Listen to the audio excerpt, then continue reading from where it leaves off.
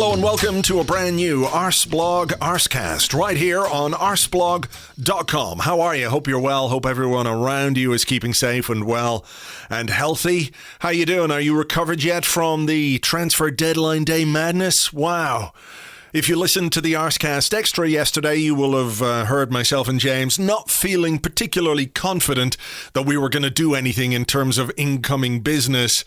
It was more hope than expectation, but we've signed Thomas Partey from Atletico Madrid. We activated his release clause by paying 50 million euros to La Liga, and we have brought him to North London. He will be an Arsenal player. He signed a 4-year contract, etc., etc. So we have to talk about that. We were going to do this for our Patreon members only, but when you do make a signing as big as that one, I think it's fair that we make this podcast available to everyone. If you feel like becoming a Patreon member, though, you can do that at patreon.com/Arseblog. It costs $5 a month, and you get the Tactics podcast, ad-free podcast, Discord chat, live streams, all that kind of stuff, and it does support everything that we do here on the site as well.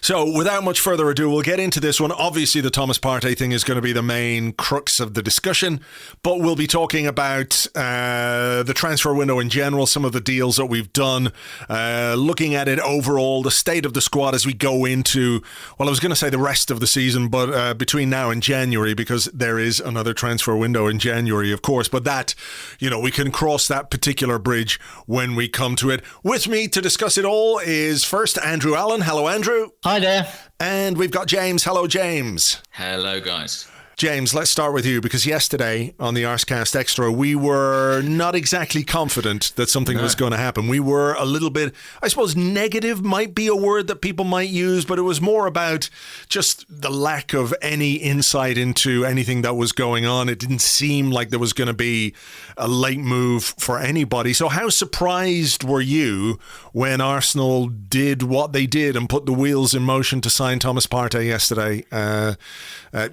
Yes. I was quite surprised. I mean, I had said on the show a few times that the beauty of a release clause is you can go back to it, but I did not anticipate Arsenal doing that. And when Charles Watts it was who broke the news that Arsenal were making a move for Thomas Partey, I kind of sat up in my chair and thought, here we go. And it was a pretty dramatic final few hours. It's one of those where, you know, deadline days, when they pass and you're not involved, unless you're really happy with the business you've already done, they can be slightly somber days. But when there's a signing in the offing, suddenly it's all exciting. And delighted they got it over the line. I actually think, you know, when you look at our midfield, as we talked about yesterday, and the paucity of options that we have, I think it's a really, really important deal for Arsenal to have done.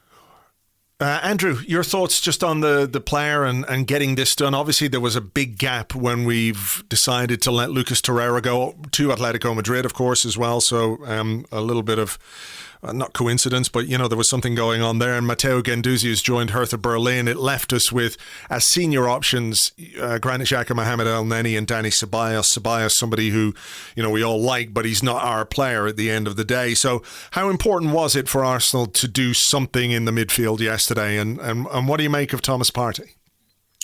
I mean, I think it was hugely important because, as you say, like once you looked at the club ready to sanction the Torreira and Guendouzi departures, I was kind of thinking there's a gaping big hole here. We're really, really exposed. And, you know, the fact that we got to sort of midday and then 1 o'clock, 2 o'clock, and still there was nothing, I just sort of was a little bit resigned to the idea that we weren't going to do anything. And I thought that is a huge risk. You know, I can see the way the conversation is going to go. The fans will be furious, and you know, it would generally have made our life a lot more difficult. As for what Partey's going to bring, I mean, the truth is, I mean, I remember watching him a couple of years ago when Arsenal played Atletico at the Emirates in the Europa League. At the time, I didn't really think a huge amount of him, to be honest. I don't think he was even playing in the centre of midfield. But, you know, it looks like on paper, and you look at some of the stats and you read some of the analysis of his game, that he's definitely going to bring us something that we don't really have. I think that kind of involves someone who's a bit more mobile. I was having shivers at the idea, like a lot of people were, about the Jorginho transfer from Chelsea, which we were also linked with. So yeah, I mean, look, I'm excited. I'm really curious. We've seen with Arteta over the course of the last few months what he can eke out of existing players, and I think with the right structure, this guy was obviously a long-term target by the looks of things, so he must have a plan in mind for him. So I'm excited about all of that. James, he is somebody that has been on the radar for a little while. Francis Kajigao was, behind a big scouting report and recommending him to the club. So he's not somebody who is like, oh shit, who are we going to get? Let's get somebody at the last minute. This is somebody who the club have been after, they're well aware of, they know his qualities, they know what he can bring, and, I guess more specifically, they know what he can bring in this particular squad. Yeah, I mean, he was literally number one at the very top of the scouting department's recommendations this summer before they were all dispensed with. And Unai Emery was interested in signing him, but it didn't happen ultimately. And, Arteta has been similarly convinced that this is the guy, and Edu's been convinced too. I mean, I think one of the really interesting things about him is that, unlike Aouar, who Arsenal were also looking at, he's 27 years old. He comes in as a very established player, in the prime of his career, who's ready to make an instant impact. I think that was a factor in Arteta being convinced by this player. I think he values that experience. They've talked about him potentially being a leader, both on and off the pitch. So, he's someone who's here and he's going to hit the ground running. I think the point made about Ceballos, that we don't actually own Ceballos as well, is a really good one. I mean, if you take that out, it's basically El Neni and Xhaka, isn't it, in terms of players that we own that we're prepared to pick in central midfield. So while Aouar, I think, is a really interesting player and appeals in a lot of respects, and I think in an ideal world, Arsenal would have both those players. We do, at least in people like, Saka, have players who can operate in the more creative part of the midfield. So I just think, it was one of those where I was sort of prepared to make my peace with the window being what it was, and, we'll sort of muddle through with El Neni, but having a really established quality international player come in instead casts a very different light on the entire window, really. Yeah, I mean, look, he is 27 years of age, and I've seen some people express some concerns about that, but 27 is, he's a long way from being finished by footballing standards, and sometimes you need to have a player who can come in and do what you need him to do straight away. There's obviously an upside to bringing in a younger player who can develop and maybe become somebody who could generate funds for you if you want to sell them. But if you want to do what Arsenal want to do, which is get back into the Champions League, which is to improve the team straight away, I got no issue with the fact that he's 27. There's a really great thread that people should check out from David Cartledge, who's on Twitter at DavidJACA. And there are some really nice words in there, like confident, authoritative, essential. He talks about his ability to play in particular formations, especially in Andrew, a 4-4-2, a 4-3-3, a 4-2-3-1, and it just strikes me that he is a player who will allow Mikel Arteta to use a back four. We saw it on Sunday, of course, against Sheffield United. But I think long-term, Arteta's wanted to use a back four. But part of the reason he hasn't done it is because of the defenders that we have. But also part of the reason is because of the midfielders that we have or haven't had. So I think this is a very interesting part of this guy's arrival. Yeah, I mean, the continuation of finding flexible, versatile players certainly looks like it's going to be a common theme of the Arteta reign, doesn't it? I mean, Maitland-Niles, Willian, Saka. I mean, we've got a few now who can operate across the pitch. I think what you were saying about playing a four-man backline is really interesting. I remember writing in the pre-season preview, that's something that I think Arteta wants to get back to using. I think also it's been really interesting the last couple of days watching Xhaka be the one who got hooked at Anfield, didn't he? And then didn't start again the other day. So it feels to me like there might be something of a sort of laying the foundations there. Someone's going to have to make way. he obviously is really enamoured by what El Nenny's doing at the moment, and I can kind of understand that because he's sort of come out of the blue and he's offered a sort of Xhaka Ceballos hybrid. I think he's not super mobile, but he's got a bit more than Xhaka does, and he's also does have a bit of a kind of bit more about him in the final third, I think, sometimes, El Neni. So yeah, there's some interesting options there. I mean, I guess going forward, it's whether we expect Partey to really make. I mean, you seem to think he'll make an impact straight away and he'll be trusted straight away. I mean, he's going to come back from international duty. I personally don't think he'll be thrust straight into a game against Manchester City, but I don't know what you guys think about that. I don't know. I guess it depends on, what the travel situation is and how much he's done on international duty and, whatever way Mikel Arteta wants to set up his team against Manchester City. But I do think when you bring a player like this in, he will be ready. He, one of the things that David Cartledge says in his thread is his intelligence and his ability to adapt tactically to what Diego Simeone wanted. So, look, it might be a baptism of fire, but when you're a £50 million player, when you're 27 years of age, when you've been there, done that for a Champions League club like Atletico, I don't really see that it's impossible for him to come in and start that game.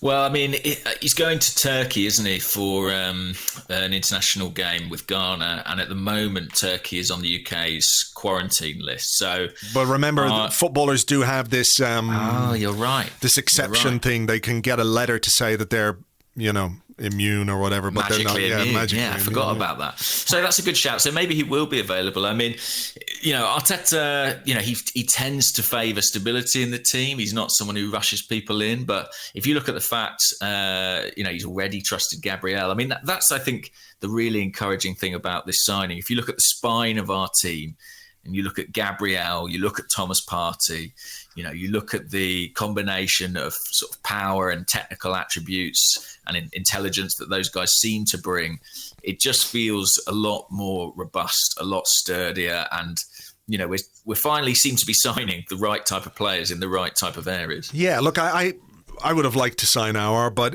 he's a creative player, and I think there is an element missing within our midfield when it comes to that. But I think as well, if you're looking for an instant upgrade on the players that we have in the positions or the position Partey is going to play in, that deep role, we do have other players ahead who could perhaps fill that gap. I know we talked yesterday about Saka, James, but Willian could perhaps play more centrally. You get Pepe into the team. You've got Ceballos in there. A midfield of Partey, Ceballos, and Saka sounds quite exciting and new and full of promise and potential. So there is obviously room for improvement in all areas of the pitch, but maybe in the very short term this is the kind of signing that we absolutely need.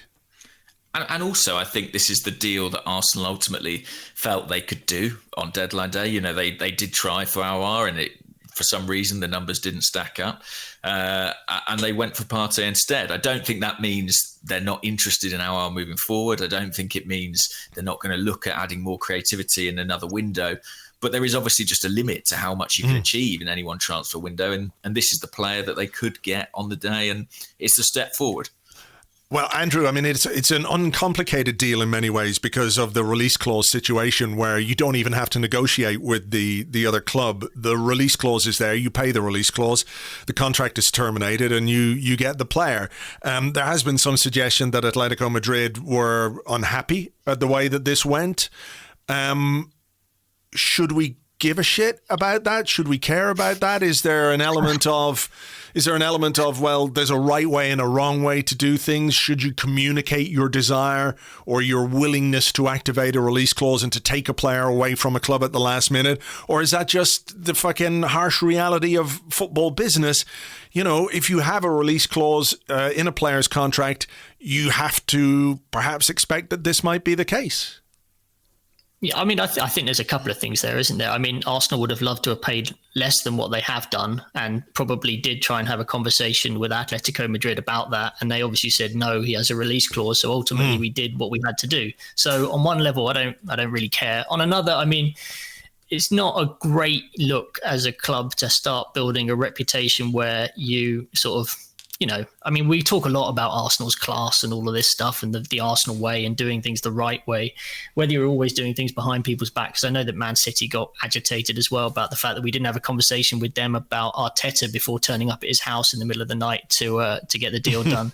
Look, I'm not going to lose any sleep over it, but I can see how it might look. And, maybe further down the line, if we want to do business with Atletico again, they may turn around and go, no, thank you. But let's deal with that at a later date. It doesn't really bother me. To be honest, I was enjoying reveling in it like everybody else was yesterday. James, your thoughts on that? I mean, what do we make of Arsenal acting with such ruthlessness on the same day that they made a dinosaur redundant? And I'm not actually joking about that. I just think that, the optics of both those things, could be construed as somewhat negative, if you like. I mean, there's an element of, this is Arsenal. We're kind of flexing our muscles. We don't need to deal with you. So, just be off with you. We can do what we want to do and we're going to do it.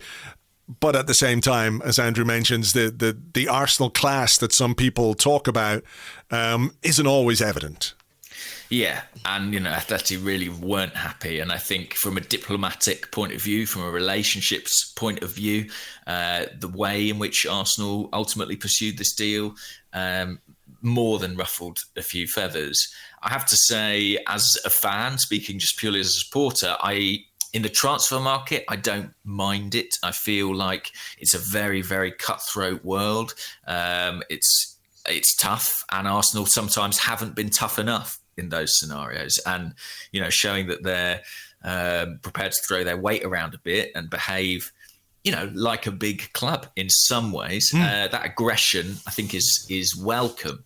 On the subject of the dinosaur and the associated cost cutting, how you weigh the sort of financial situation at Arsenal, the redundancies we've seen, the cost cutting in other departments, against this massive outlay, I think it's really individual, how you see that. From Arsenal's point of view, they've always said, the reason we're taking these measures is to ensure we can strengthen the team. And as a fan, of course, you want to see the team strengthened.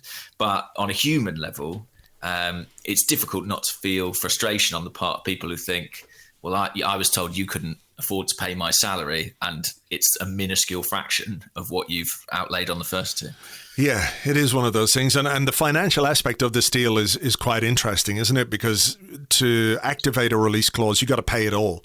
It's not like you can go up and say, yeah, we'll activate it and we'll pay you, X amount over X number of years. You got to pay it all. So that's what Arsenal did yesterday. Nigel Phillips from the Arsenal Supporters Trust tells me that the restructuring of the debt that we did during the summer with the stadium that KSE did freed up some cash that was in accounts that were there to secure accounts for security for bondholders or whatever it was. So that might be where that money has come from. Do you worry, Andrew, at all about this being part of a rising debt that's on the club, or is this just kind of what we have to do if we want to get back to where we want to get to on a sporting level? Is this something we should really, as fans, be concerned about, or do you have to take a more holistic view of the way the club operates? I mean, we watched Arteta, didn't we, earlier? Towards the end of last season, and he was very much urging the club to speculate, to accumulate, I guess, knowing full well that if you don't try and buy and recruit decent players that get you up to Champions League level, the gap will only widen. I think in this respect, at least getting one of the two main targets helps maintain a sense that we are going in the right direction.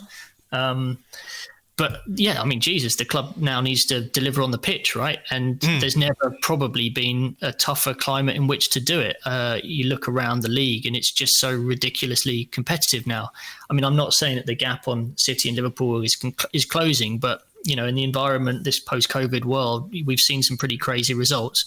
We're also seeing some other teams strengthening, getting their act together after a few years of sort of messing around with new money that they've had, like Everton and stuff. So, I mean, look, it's going to be really, really, really difficult. I'm still not sure, even with Partey in the midfield, that we're necessarily a favourite to finish in the top 4. I mean, I still think we're chasing after 2 positions, and it's sort of Chelsea, Tottenham, Manchester United, ourselves, and possibly one other, a Leicester, it could be an Everton, who knows, but it's going to be really, really difficult. So I think it was a really, really important signing. I thought the timing of it was curious because I still can't quite get my head around why you would leave it to the last moment. It's not like we were bringing in a lot of money from the other deals that happened yesterday. It feels to me like you could have sprung this deal a couple of weeks ago if all it meant was turning up at, La Liga headquarters with a bag full of cash. It hasn't made too much of a difference in fairness. I mean, we've done pretty well at the start of the season, but yeah, really curious to see what happens next. That's for sure. Yeah, James, it is one of those things which will, I guess, increase the pressure on Mikel Arteta because he has spoken about the need to be backed. And whatever way you want to put it, if the restructuring of the stadium debt enabled the liquid cash to be available to do a deal like this, that is kind of backing from the owners, as critical of as people have been of KSE and the Cronkies. They've done what they needed to do in order to make a deal like this happen, right? So it does kind of put a bit of the pressure on Arteta. How do you feel he will respond to that? I don't think it's something that will bother him or faze him or anything like it. He seems to relish the idea of taking on these challenges, whether it's playing a Liverpool, a Man City, a Chelsea, whatever it might be. But to set your sights high and aim high seems to be just kind of part of his DNA, his makeup. Yeah, I mean, instinctively, I would say his confidence, his authority will be bolstered by this. He'll feel like I asked for backing and I've had it. And I think it will only make him more determined to deliver. I do think there is, just to sort of sound a word of caution, an interesting dynamic within the team where we do have some younger players and then we also have a number of players who are a little bit older. I mean, 27 is not old for Partey, but it does suggest that, we need to be extracting value from that in the next 3 years. The same is true with the contract we've signed Aubameyang to, for example. I do think it does apply a degree of pressure, but Arteta just has the character that suggests he's going to relish that. And I would also say he'll have the bit between his teeth. He'll feel like, well, I asked for something, I pushed for something, I got it. I don't think it will mean when the next window rolls around, he'll take his foot off the gas. I think he'll be pushing again because he's such an ultra competitive person. And as Andrew says, this is an ultra competitive league. I mean, teams like Everton have really pushed on. And if Arsenal want to stand a chance of making that top 4, I think even with this signing, it is going to be difficult. They need to keep moving forward, keep improving and keep spending ultimately, because that's so defining in terms of league position. Right. Well, look, Thomas Partey's in. The midfield looks a lot healthier than it did. So just sticking with you, James, can you give me a mark out of 10 now for what you think this transfer window was like from an Arsenal point of view? And let me just lay out what we did. Torreira out on loan. Maybe we should separate them, I suppose. The incomings then. Partey, Gabriel, Alex Runerson.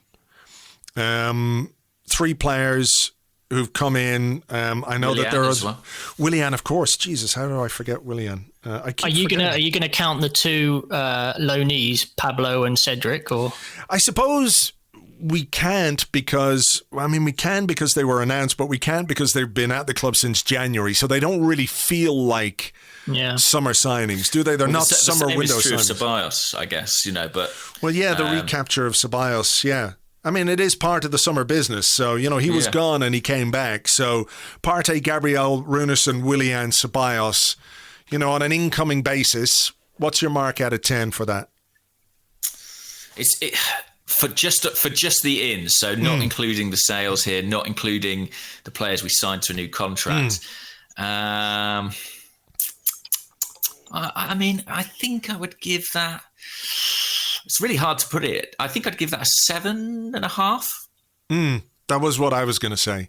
I wasn't quite sure if it was 7 or an 8, so I would have just gone in the middle on that, because I still think, there are a couple of things that we're not entirely sure about with the new players. sample size with Gabriel, for example, is very small, even if I'm very impressed with what he's done so far. Runerson, we haven't seen play. The Willian deal, the duration of it is still a problem for me, I think. You know, even if I can see what he might bring this season. So, yeah, Andrew, what's your mark out of 10? Yeah, I'd probably go with something similar. I mean, I think what's really interesting about this window is it's probably the last of the old world, isn't it? I mean, like these guys who've come in, as we've mentioned, were scouted by the former team. A lot of the groundwork probably was done before those guys went. I mean, by the sounds of things, Thomas Partey's been talking to Arsenal for a long time. You know, you don't just do all of the other details yesterday. I mean, that sounds like it had all been sorted. So this was the last of the old world, a bit of a blend into the new when you look at some of those other youngsters who came through. The guys that James did the exclusives on, George Lewis and Akinola and Jonathan Piazzi. And then we've seen a couple of other kids come in, haven't we, overnight, or one at least has come in overnight. So I'm curious. I think this is a weird window for us. Like, it really is a sort of, that's what the past was, maybe a little hint of what the future is. I'll be really, really interested to see how we tackle things this time next year. I mean, I'm not expecting much out of January's window. I mean, it's in 2 months' time. I think maybe some of the outgoing stuff might get sorted then. But yeah, no, about a 7.5. I mean, we've sort of strengthened through the spine, haven't we? I guess, you know, we've got, I say strengthened. I mean, we've got a goalkeeper. I don't know much about him. We've got a central defender. We've got a central midfielder plus Loney Ceballos. We've got Willian sort of in front of them. So, I mean, there's reasonable, you know, experience and quality added there. James, I mean, do you think, over the last couple of years, you know, we've seen a fair amount of instability at Arsenal. You know, the final years of the Arsene Wenger reign, if you like. And then we had this new structure put in place, and that's all gone now. The people who were there are all gone, basically.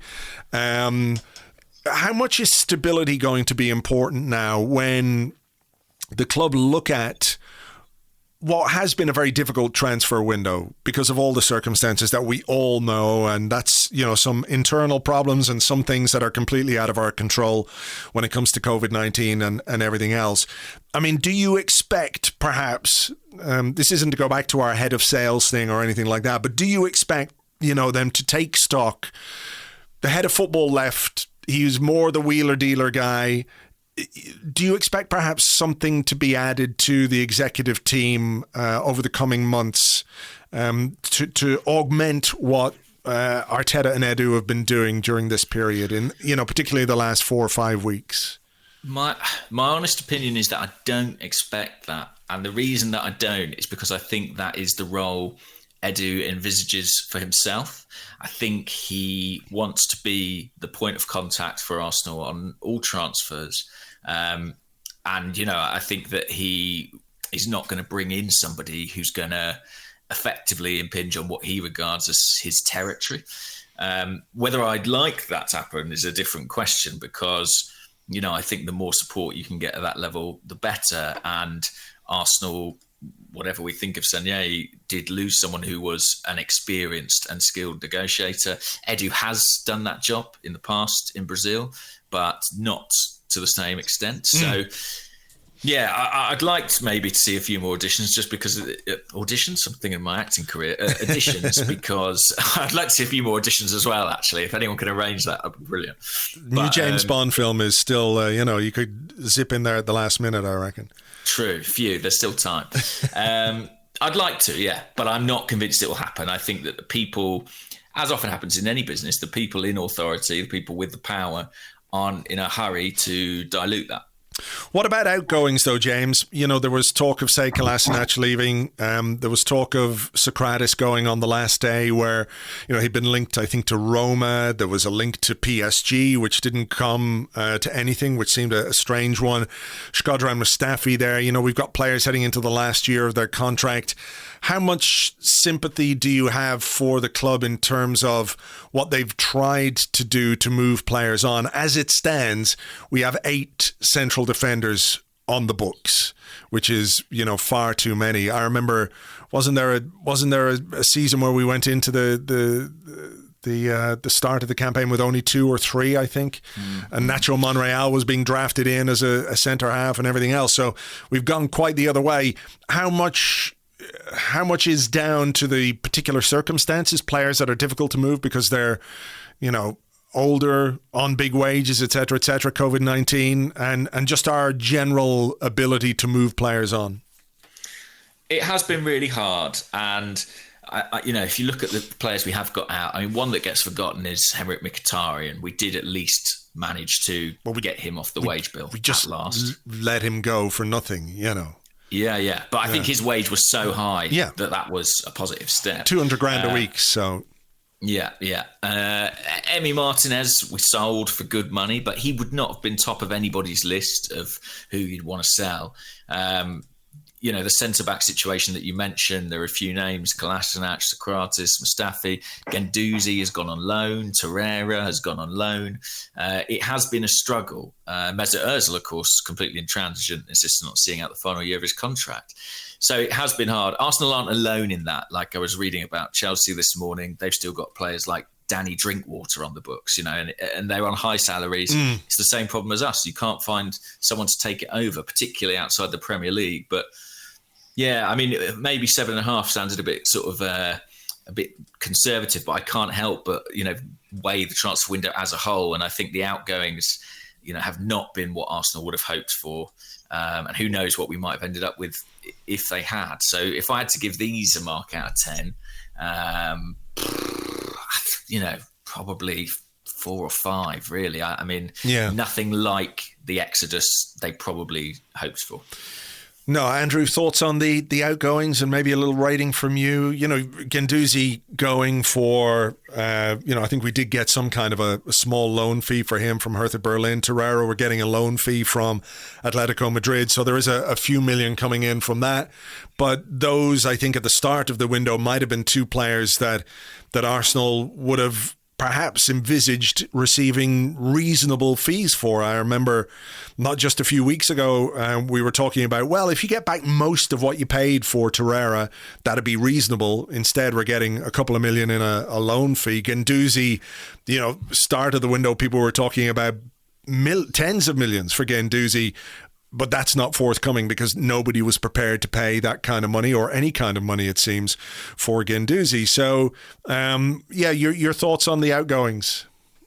Yeah, it's funny, isn't it? Because we've been talking about, buying players at a certain age so that they have a sell-on value. And we've just gone and proved that we couldn't get any of that value out of those players, despite buying an 18-year-old and a 22-year-old when they, Guendouzi and Torreira joined. And we're basically scrambling around for a few million quid in loan fees a couple of years later. I know the circumstances are a bit weird. Not great, I think. I think this window will be a bit of a learning process for Edu. And to be honest, he really had his hands full because this was the first full window, summer window, really in his control. When Sanlay departed, I'm sure, he hadn't been expected to be running it fully on his own with a team and stuff. So, and I think they did obviously put the emphasis on trying to get a few players in. Again, I'm slightly confused, by, let's say, the Saliba thing. We obviously decided after a couple of weeks that he may be better off being somewhere else. Then we tried to get shot of him back to Saint Etienne, apparently, but we ran out of time.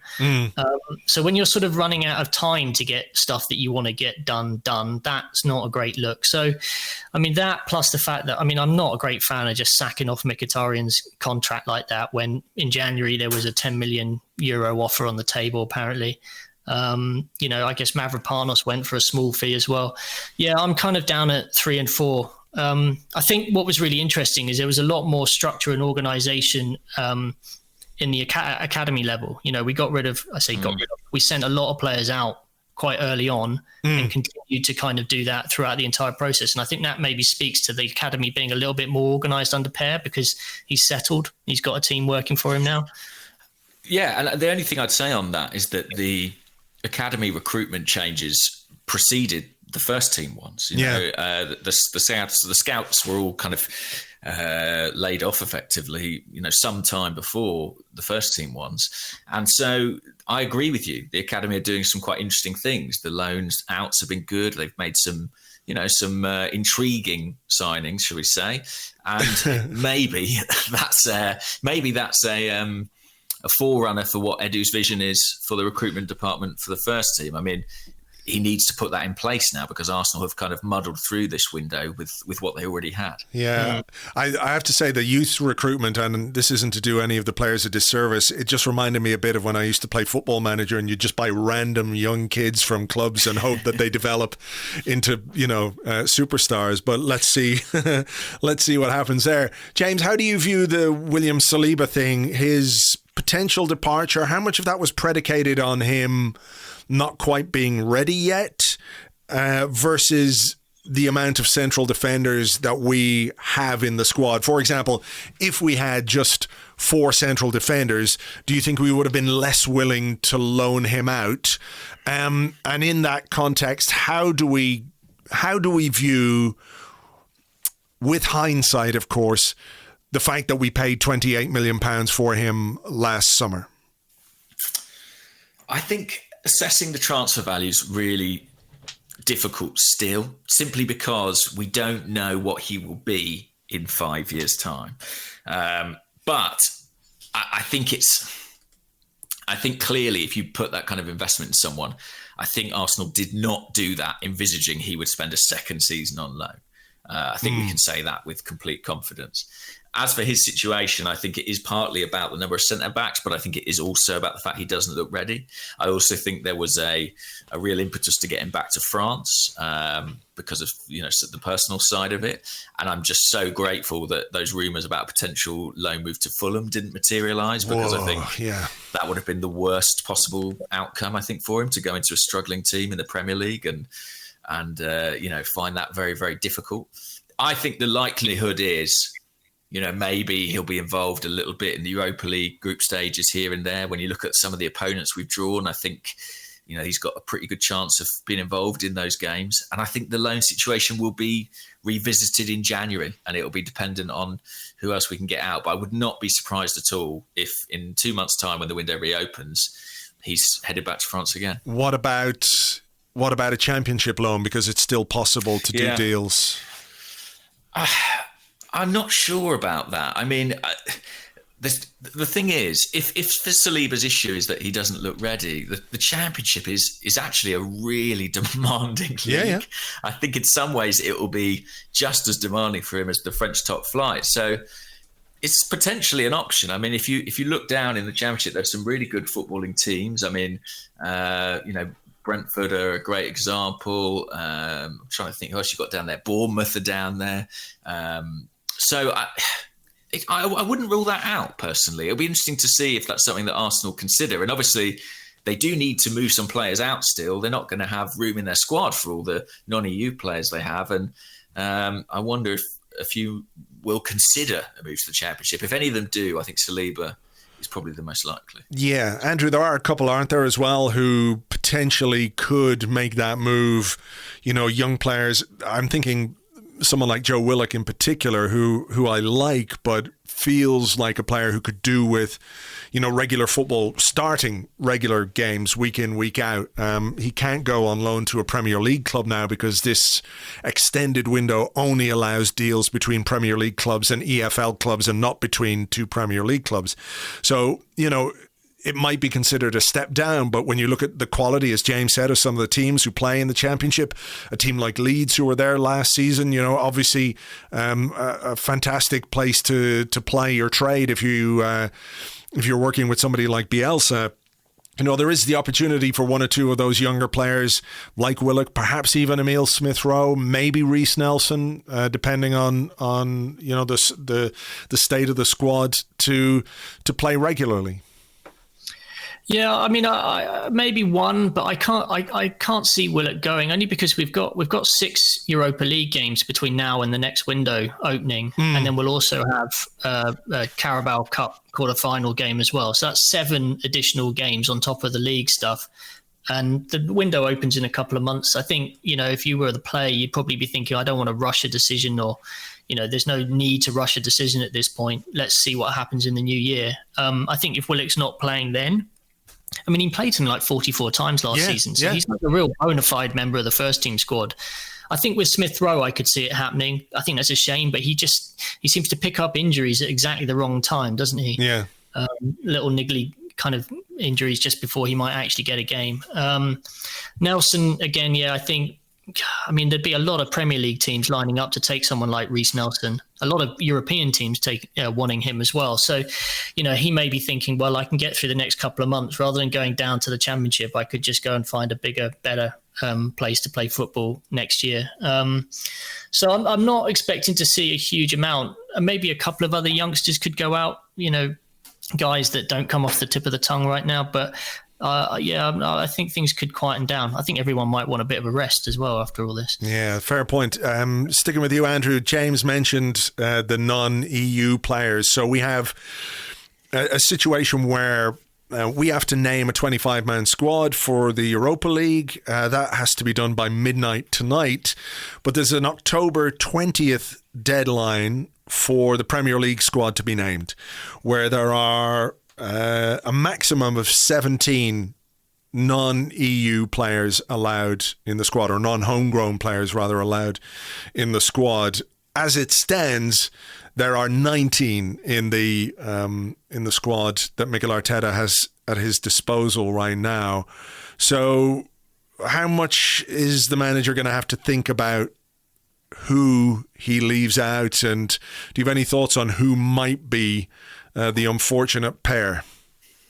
Off the top of my head, I can see Socrates, who obviously I think was open to leaving and has fallen down the pecking order on the centre-back front. I can see him being one potentially left out. Would be really harsh on him. I did wonder whether you could come to an agreement where you cancelled his contract outside of the window and he could move as a free agent. I don't know if that's possible, but it was something that sprung to mind. And then I guess the other one is Mr. Ozil, isn't it? I mean, if Arteta has literally no intention of playing him, there's no point in including him in the squad. And it kind of just makes everything very clear for everyone. You stop getting asked about it because he's not in the squad anymore. James? Yeah, I'm just trying to think through the names in my head. I mean, Socrates is an interesting one. And I think Andrew's point about could he even leave outside of the window? I saw Danny Welbeck's come to an agreement with Watford for his contract to be cancelled. I think a few players might be in that situation. Jack Wilshere, of course, with West Ham. With West Ham, yeah. And I think the talk was yesterday that that's what PSG wanted Socrates to do. Certainly that's what the French reports were indicating, but they couldn't arrange it in time. I think he'd be a contender to miss out. I think it's difficult to look past Ozil, isn't it? I think he's not being considered for the selection very, very clearly.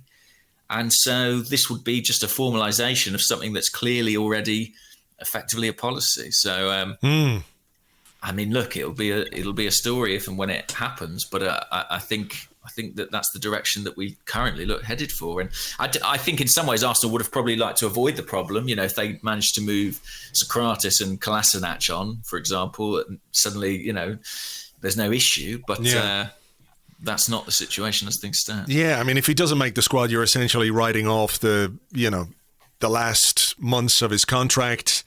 And what do you do? How does that play out? Where does it leave the player? Where does it leave the club? It's a tricky one because the optics around that one and the furore it would cause would be something to behold, I think. I think they would love to have avoided the situation. But, that they haven't been able to move enough players on. And you have to say, like, somebody like Kolasinac, who they were very, very open to selling, it's also very clear that Mikel Arteta, when the occasion presents itself, is very happy to select him.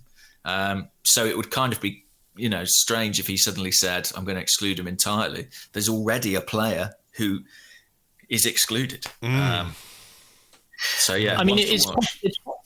It's possible with the Europa League, so the UEFA one, because this will only last up until the end of the group stages, that you could say one of the guys who plays all the time in the Premier League isn't going to be in the Europa League squad. We back ourselves to get out of it.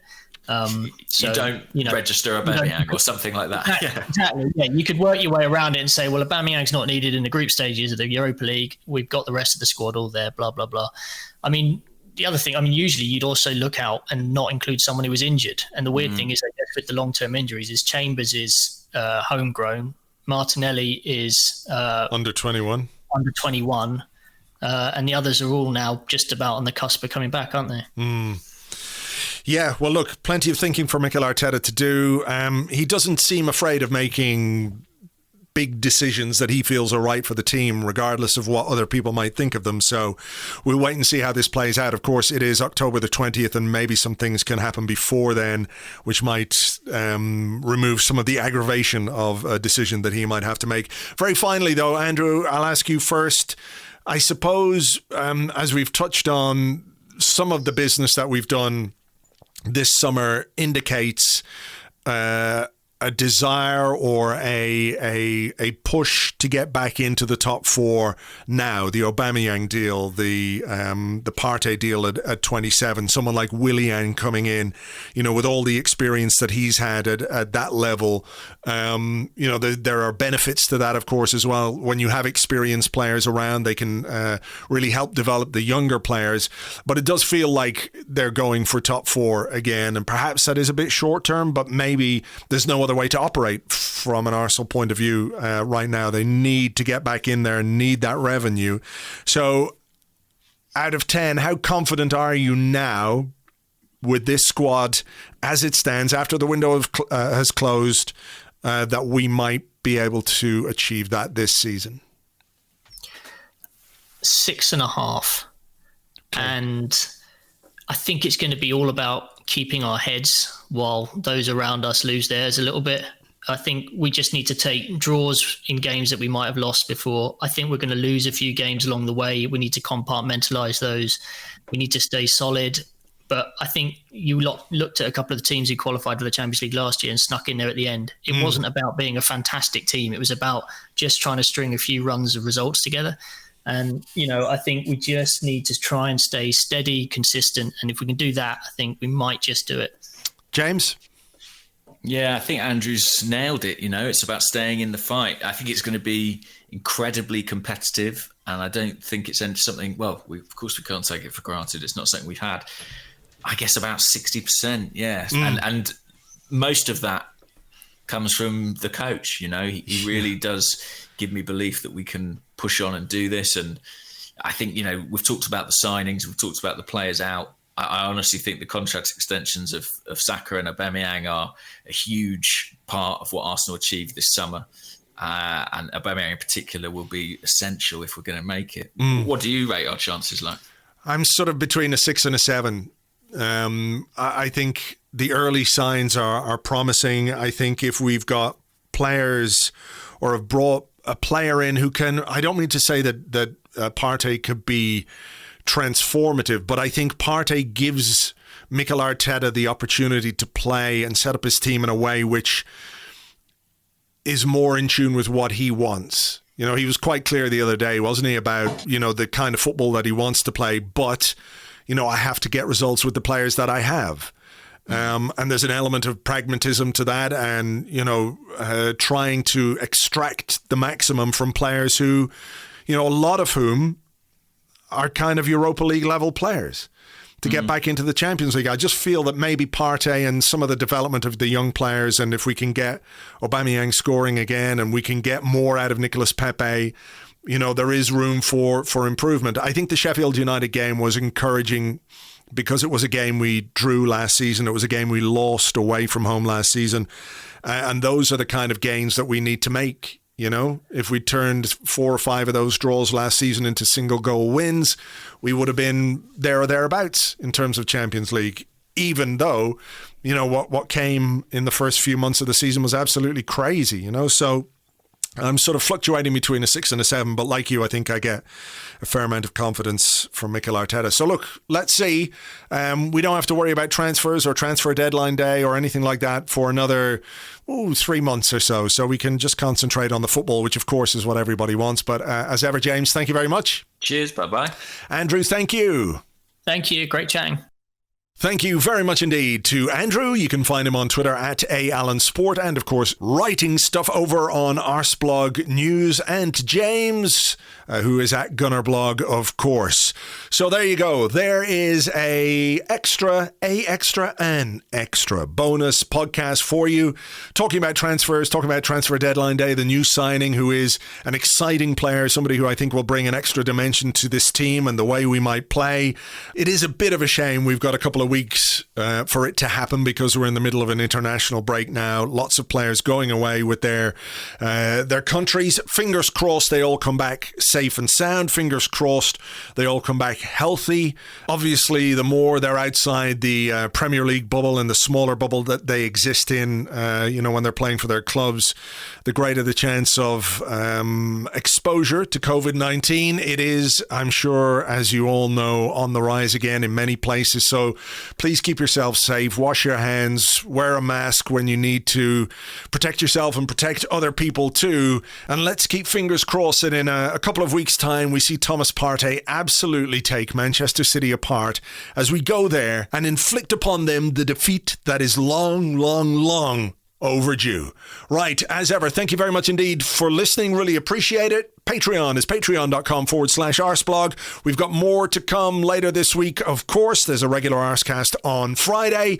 Keep an eye on the site for profiles of Thomas Partey. We've got some stuff coming up on arseblog.com. But until the next one, take it easy, folks. Cheers. Bye-bye.